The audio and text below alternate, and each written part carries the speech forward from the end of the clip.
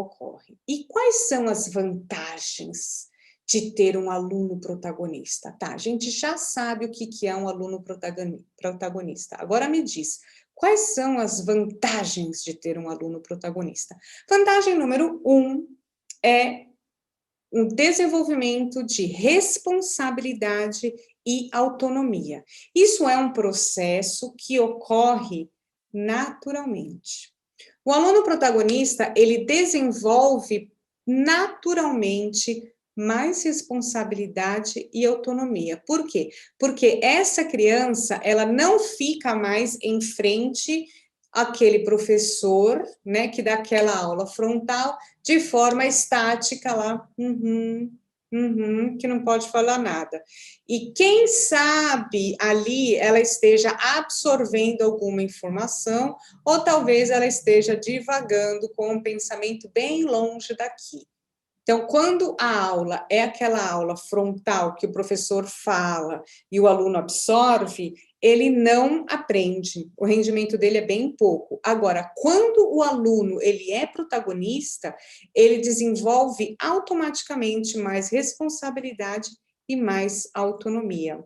As atividades didáticas, quando elas são trabalhadas visando o protagonismo, o que elas exigem? Ações práticas. Ela exige que as crianças estejam ali fazendo, entendeu? Estão praticando, elas estão vivenciando, elas estão experimentando, elas estão tocando, né?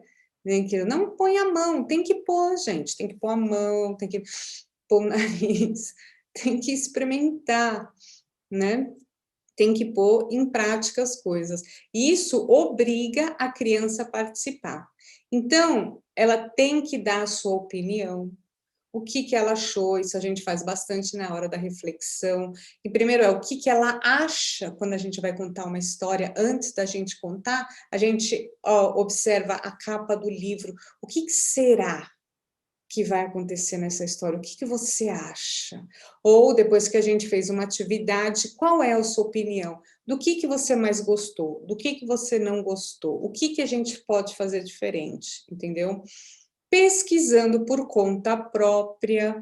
Então, a gente tem que dar um tempo na nossa sala e trazer os materiais para as crianças pesquisarem o que pesquisar um determinado tempo, elas vão lá, elas pesquisam e depois elas apresentam o que elas aprenderam para as outras crianças, por exemplo.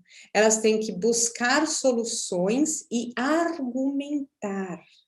Então, isso é tão importante a gente já desenvolver isso desde o jardim da infância, não é? Se nós tivéssemos tido isso na nossa época de criança, muito provavelmente hoje não existiria tanta gente discutindo e falando sem critério, né? Argumentando, impondo as suas opiniões, né?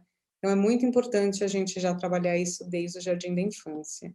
A segunda vantagem é que ter alunos protagonistas desenvolve a criação de identidade coletiva. Então, é aquilo que eu falei lá no começo. O aluno protagonista, ele não significa que você, professor, está lá para fazer vontade de aluno.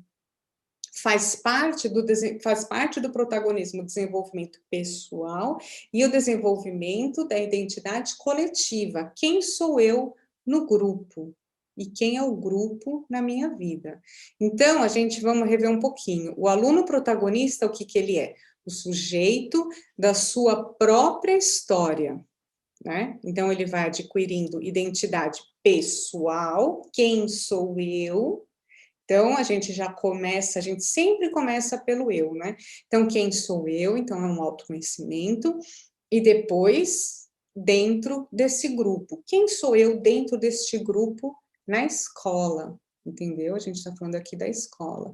Depois, ele tem que saber quem sou eu como uma pessoa que faz parte desta família. Mas isso já não é o nosso departamento. O nosso departamento é aqui dentro dessa escola, tá? Por meio do que que existe essa criação de identidade coletiva. Então, lembrando do eixo estruturante da BNCC por meio de brincadeiras e interação, sempre. Por meio das brincadeiras e de experiências com qualidade, de acordo com a idade dessas crianças, de acordo com a necessidade e interesse dessas crianças. Tem turma que você prepara uma determinada atividade, uma determinada brincadeira, que a brincadeira faz um super sucesso, pular corda, por exemplo. Tem turma que não faz sucesso nenhum, gente. As crianças, tipo, acham chato aquilo, pular corda, né? Então, a gente vai vendo isso. Bom, muitas das dinâmicas que contribuem para o desenvolvimento do protagonismo do aluno, elas são realizadas em grupo. Então, as crianças, quando elas estão divididas em equipes, divididas em times, elas pensam juntas na hora de solucionar problemas, na hora de criar trabalhos criativos e elaborar ações. Dentro do grupo, o potencial de cada um complementa o do outro, contribuindo para um resultado final. Então, a gente tem que fazer atividades que a gente consiga que as próprias crianças percebam o seu papel naquele grupo e que um contribui para o outro para que a gente alcance um objetivo. Nesse processo, as crianças trocam informações, aprendem um com os outros e desenvolvem habilidades sociais e de liderança. Terceira vantagem de aluno protagonista, a criatividade. Ser um aluno protagonista é algo que exige criatividade. Agora vamos conhecer diferentes formas para desenvolver competências socioemocionais para criatividade. Bom, a criatividade, ela não é um dom, tá? Ela é uma habilidade do ser humano ligada à nossa capacidade de invenção e de inovação. Vou repetir, ela não é um dom, ela é uma habilidade do ser humano, que é uma capacidade que está ligada à capacidade de invenção e inovação. Qual é a criança que não inventa, não é? E a gente, pelo menos eu na minha casa, sempre escutei, para de inventar! Não é para parar de inventar, é uma habilidade que a gente tem, graças a Deus. As pessoas inventaram a internet, graças a Deus, né? Um monte de coisas. E todos os dias eu falo, gente, Deus abençoe quem inventou a máquina de lavar roupa. Imagina você ter que lavar roupa no rio, né? Imagina, eu não ia ter tempo de estar aqui falando com vocês se eu tivesse que lavar roupa no rio. Não é? Graças a Deus existem as pessoas que inventam e que inovam. Então, a gente já tem que dar essa capacidade, a gente já tem que desenvolver essa habilidade da criatividade já no jardim da infância. Aposto que a sua cabeça já está borbulhando de ideias. Bom, para desenvolver a criatividade é preciso ser autoconfiante.